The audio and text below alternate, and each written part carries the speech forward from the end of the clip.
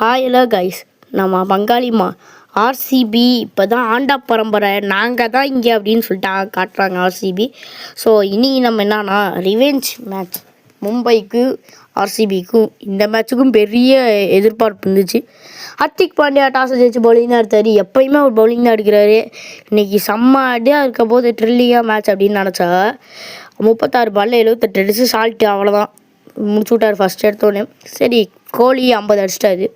அடுத்து பட்டிதார் 53, 3 பேர் கான்ட்ரிபியூஷன் பண்ணிட்டாங்க. இதுவே முடிஞ்சிச்சு. பாதி சோழி 15 ஓவரில் இதுவும் போயிட்டாங்க. 160 போயிட்டாங்க. டிம் டேவிட் ஒரு ஃபினிஷ் பண்ணார். ஸோ 240 அடித்தாங்க. அந்த டிம் டேவிட் மேலே ஒரு கேஸும் இருக்குது, அது முடியுமோ சொல்லு. அதுக்கப்புறம் ஷெர்ஃபன் ருதர்ஃபோர்ட் வந்துட்டு ஒரு 71 தனியாக ஒன் மேனாக காட்டினார். இன்னும் ஒரே ஒரு ஓவர் இருந்ததுன்னா கண்டிப்பாக மும்பை ஜெயிச்சிருப்பாங்க. ஏன்னா 222 அடித்தாங்க. ரயான் ரிக்கர்டன் 37 நல்லா ஆனார். அதுக்கப்புறம் ஹர்திக் பாண்டியா 40 ஆஃப் 22, சூரியகுமார் யாதவ் 22 ஆஃப் 33. அடுத்து நம்ம ரோஹித் சர்மா எங்கே போடான்னு கேட்டிங்கன்னா அவருக்கு வந்துட்டு ரிட்டையர்ட் ஆகிட்டார் கையில்னு நினைக்கிறேன் இன்ஜுரி. அது மறக்காமல் ஜெய்தோ கிரிக்கெட் சேனலை சப்ஸ்கிரைப் பண்ணிக்கோங்க. என்ன ஆச்சுன்னா டிம் டேவிட் வந்து பாலை வாங்கி செக் பண்ணார். அப்போ அம்பையர் கேட்டால் கொடுக்கவே இல்லை. அது எப்படி அதனால வந்துட்டு அம்பையர் இந்த இன்சல்ட் பட்ட பிறகு அவர் கேட்டால் கொடுக்கல. அது